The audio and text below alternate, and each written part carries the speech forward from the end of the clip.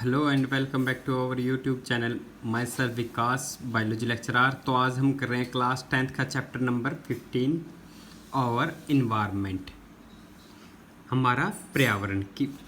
जैसे we have hear the word environment की भी, जैसा आपने पर्यावरण के बारे में सुन रहे हैं। पर्यावरण क्या होता है? हमारे चारों तरफ से सराउंडिंग, हमें चारों तरफ से क्या है, घेरे हुए पृथ्वी को।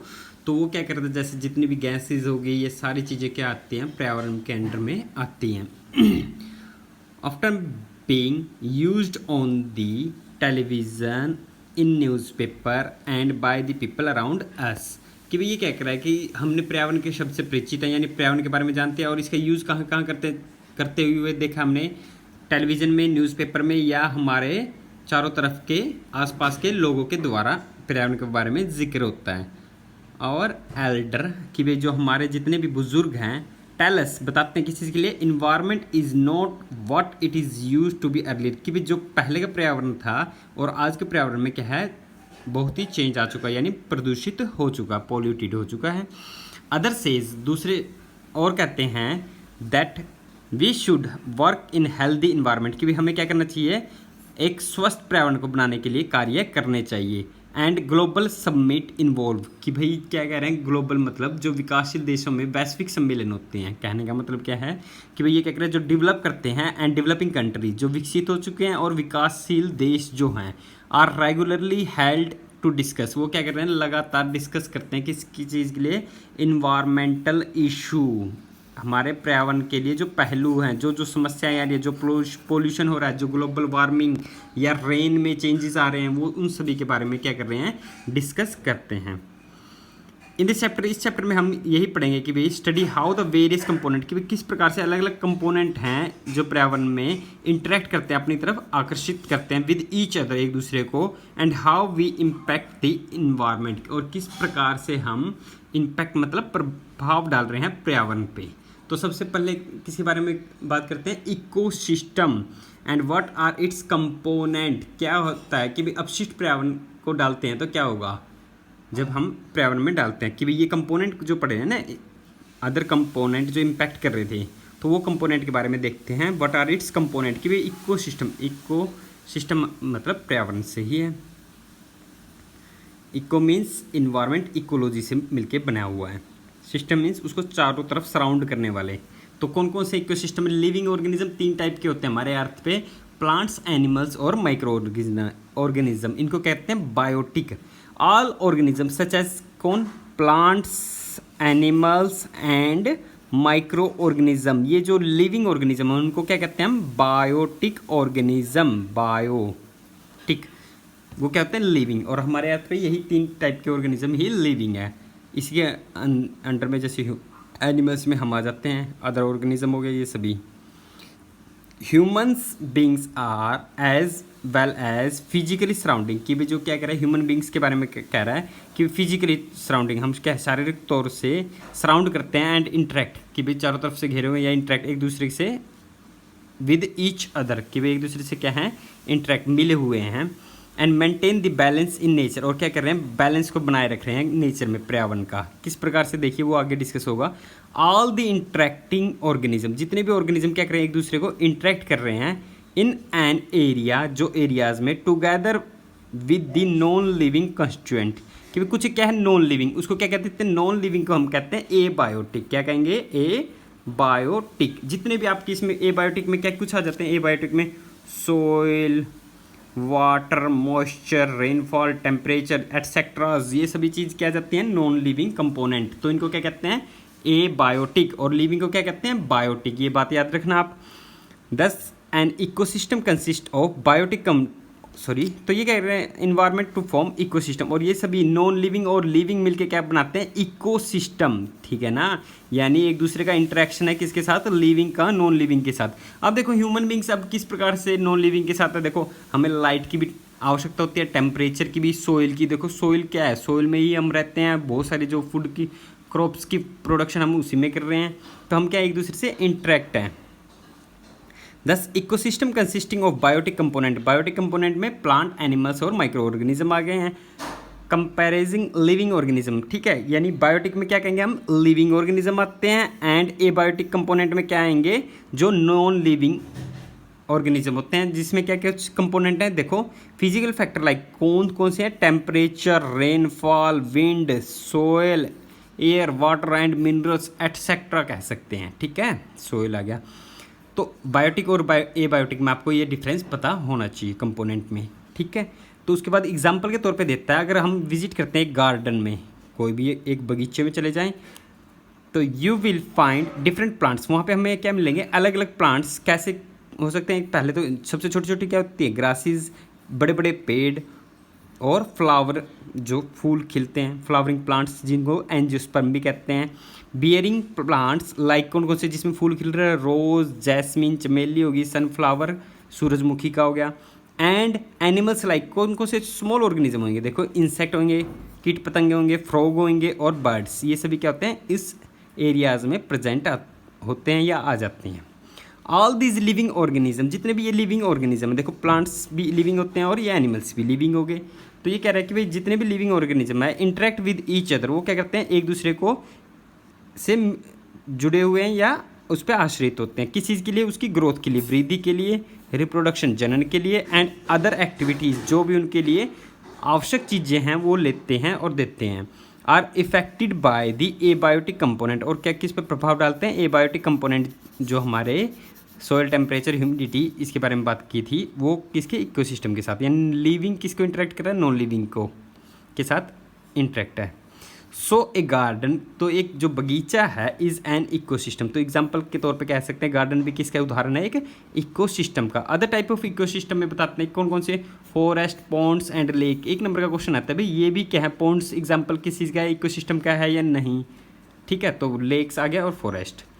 दीज आर नेचुरल इकोसिस्टम, ये सभी क्या है, नेचुरल, नेचर के द्वारा बनाए गए हैं, ठीक है। ये जो क्या है, नेचर के द्वारा, और मैन मेड जो हम खुद बनाते हैं। तो एग्जाम्पल के तौर पे कह रहे हैं गार्डन्स एंड क्रॉप फील्ड, जो बगीचे में हम पेड़ पौधे लगाते हैं, और क्रॉप फील्ड, घर में बगीचे बनाते हैं ना, तो इसी प्रकार से क्रॉप फील्ड, जितने भी हमारे खेत हो गए, खेती करते हैं, तो ये सभी ह्यूमंस के द्वारा क्या है, आर्टिफिशियल इकोसिस्टम। आपको ये पता होना चाहिए नेचुरल इकोसिस्टम के एग्जाम्पल एंड आर्टिफिशियल के। नेचुरल में क्या आ जाते हैं, फॉरेस्ट, पॉन्ड्स, लेक्स, ठीक है, एटसेट्रा आ जाते हैं। और गार्डन एंड क्रॉप फील्ड्स किसके एग्जाम्पल आ जाते हैं, आर्टिफिशियल इकोसिस्टम के। We have seen in earlier classes, जैसे कि हम पहले अगले क्लासेज में देखेंगे, शुरुआत की क्लासेज में देख चुके हैं, that organism can be group as producer. Organism को किस प्रकार से रखा गया है, देखो एज प्रोड्यूसर, प्रोड्यूस करने वाले जो होते हैं प्रोड्यूसर कहलाते हैं। कंज्यूमर, जो इनको खाए उस कंज्यूम करे, प्रोड्यूसर से फूड ले, उसको कहते हैं कंज्यूमर। और ये कंज्यूमर, अब देखो प्रोड्यूसर भी मरेंगे और कंज्यूमर भी मरेंगे, तो वो जो ख़त्म करता है उनको degrade, complex to simpler substance में तोड़ेगा, वो क्या कहलाता है, decomposer. According to their manner in which they obtain their substance from the environment. और ये क्या करते हैं, अकॉर्डिंग टू देयर मैनर, कि भी वो अलग, सभी ऑर्गेनिज्म का अलग अलग तरीके से क्या करते हैं, प्राप्त करते हैं सब्सटेंस को, कहाँ से, पर्यावरण से। Let us recall what we have learn through the self sustaining ecosystem, जो क्या है, सेल्फ सस्टेन, जो अपने आप कायम बनाए रख रहा है पर्यावरण को, क्रिएटेड बाय अस अबोव, की भी जो हमारे द्वारा बनाया गया है। तो which organism can make organic compounds, कि भी कौन से वो ऑर्गेनिज्म है जो क्या कर देते हैं, ऑर्गेनिक कंपाउंड्स कौन कौन से, जैसे शुगर एंड स्टार्च को लेके from the inorganic substance using the radiant energy. और साथ के साथ क्या ले रहे हैं, रेडिएंट एनर्जी, मतलब सोलर एनर्जी को यूज करें। सोलर एनर्जी कौन सी होगी, सनलाइट वाली, फोटोसिंथेसिस वाले प्रोसेस में किया था ना, ऑफ दी सन, सन की ले ली। In the presence of chlorophyll, plants क्या कर रहे थे, क्लोरोफिल की प्रेजेंस में सनलाइट, क्लोरोफिल लीफ के अंदर प्रेजेंट था जो ग्रीन कलर प्रोवाइड कर रहा है, और सन की प्रेजेंस में वाटर एंड मिनरल्स को लेके, यानी क्या कर रहे हैं, ऑर्गेनिक कंपाउंड्स बना रहे हैं, किससे, इनऑर्गेनिक कंपाउंड से, ठीक है। तो वो क्या करते हैं, फोटोसिंथेसिस प्रोसेस कहलाती है। इनको फोटोसिंथेसिस प्रोसेस कौन करते थे, all green plants and some क्या है, कुछ एक माइक्रो ऑर्गेनिज्म, ठीक है। ऑल ग्रीन प्लांट्स, जितने भी हरे पेड़ पौधे हैं, एंड सर्टेन बैक्टीरिया, जैसे ब्लू ग्रीन एल्गी होगी, ठीक है, वो क्या कह रहे हैं, which can produced food by the photosynthesis, वो क्या करते हैं, फूड प्रिपेयर करते हैं फोटोसिंथेसिस के द्वारा। And come under this categories is called as producer, जो अपना भोजन स्वयं बना सकते हैं उनको क्या कहते हैं हम, प्रोड्यूसर्स। कि भाई ये क्या कर रहे हैं, जितने भी प्लांट्स जितने भी ऑर्गेनिज्म क्या कर रहे हैं, फूड प्रिपेयर कर सकते हैं, उनको क्या कहते हैं, प्रोड्यूसर। उसके बाद बात करते हैं organism depend on the producer, कि भाई ऑर्गेनिज्म क्या कर रहे हैं, डिपेंड करते हैं किस पे, डिपेंड ऑन द प्रोड्यूसर। कि भाई जो ऑर्गेनिज्म डिपेंड करता है किस पे, प्रोड्यूसर पे। वो कैसे हो सकता है, या तो डायरेक्टली और इनडायरेक्टली, सीधे तौर से या थोड़ा सा अलग तरीके से, फ्रॉम देयर सब्सटेंस, और उसके सब्सटेंस से, कि भाई जो जो वो यूज़ कर रहे हैं। These organism which consume their food produce, कि भाई जो ऑर्गेनिज्म, दीज ऑर्गेनिज्म, ये जो ऑर्गेनिज्म है वो क्या करते हैं, कंज्यूम करते हैं जिसको food produced either directly from the producer, या तो सीधे सीधे ही ले लेंगे, या इनडायरेक्टली कैसे, by feeding on the consumer, यानी वो क्या करेंगे इनडायरेक्टली। जैसे मान लो जितने भी अमरबेल के बारे में सुना होगा, ठीक है, वो क्या करते हैं, कास्कुटा, जो इसके इंग्लिश में कहते हैं कास्कुटा, अमरबेल, वो क्या करती है, प्लांट्स के बाहर से फूड ले लेती है। वो क्या होता है, इनडायरेक्टली, और डायरेक्टली जो अंदर से ही सीधा ही न्यूट्रिशन ले ले, जो जैसे हमारे पेट के अंदर कीड़े होते हैं या जितने भी माइक्रो ऑर्गेनिज्म हैं, वो क्या करते हैं, डायरेक्टली फूड ले लेते हैं। तो वो क्या हो गया, डायरेक्टली, और इनडायरेक्टली जो थोड़े से बाहर से लेते हैं। ठीक है, अगर बात करें, देखो आपको डेफिनेशन देनी दे तो प्रोड्यूसर की डेफिनेशन क्या दोगे, सच ग्रीन प्लांट्स या which synthesise their food from inorganic substance are called as producer. जितने भी ग्रीन प्लांट आ गए, ब्लू ग्रीन एल्गी आ गई, और जितने भी इसने एग्जांपल दिए थे बैक्टीरियाज के, ये क्या है, प्रोड्यूसर के एग्जांपल।